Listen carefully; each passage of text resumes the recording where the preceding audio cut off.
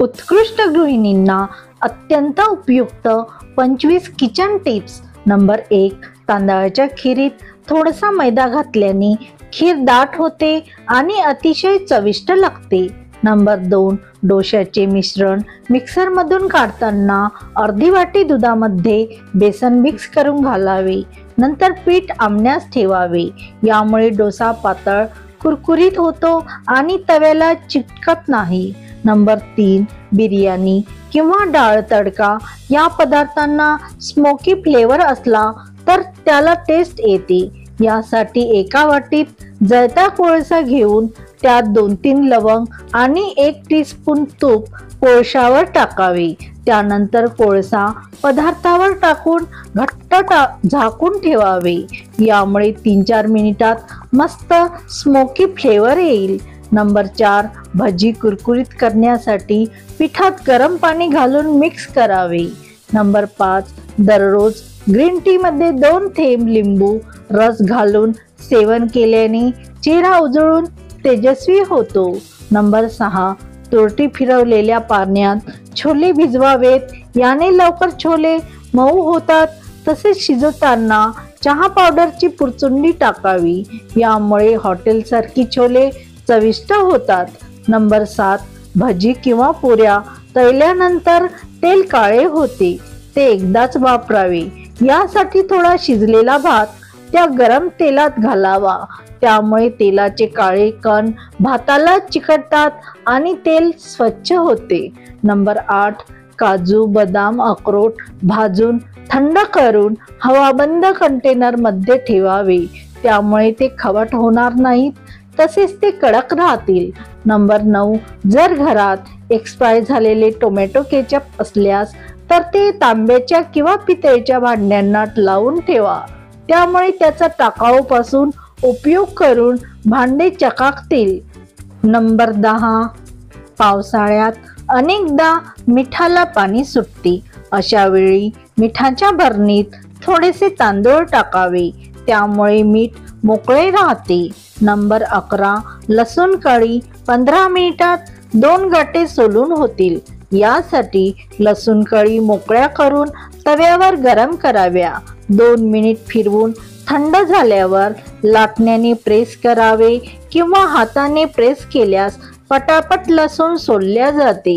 Number 12, पावसाळ्यात आलं लसूणची paste खराब होऊ नये म्हणून पेस्ट बारीक करताना त्यात 1 थेंब पाणीही वापरू नये आणि 2 टीस्पून तेल टाकून चटणी पॉट मध्ये बारीक करावे। नंबर 13,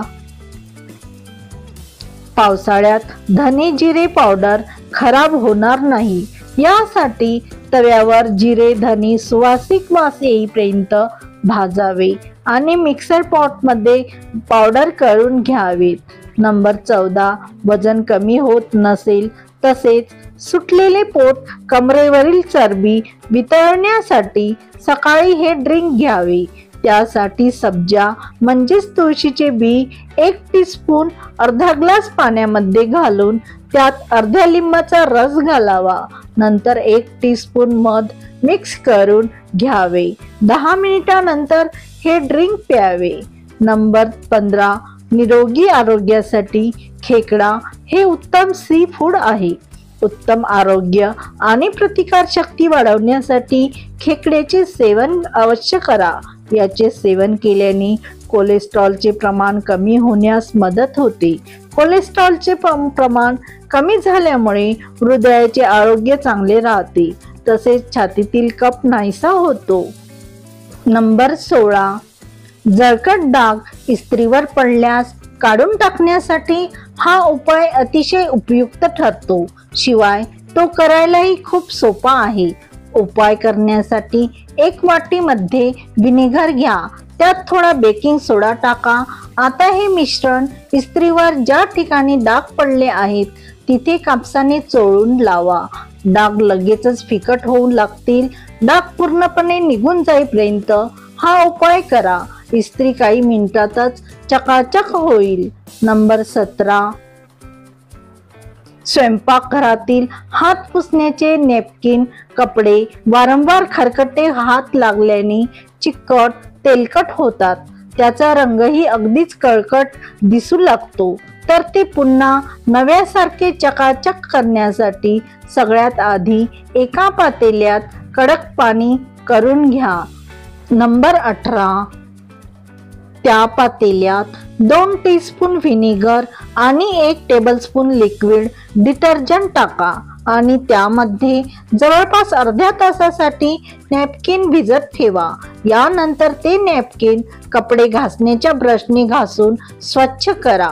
पुन्हा एकदा स्वच्छ पाण्यातून धुवून घ्या आणि घट्ट पिळून वाळायला टाका.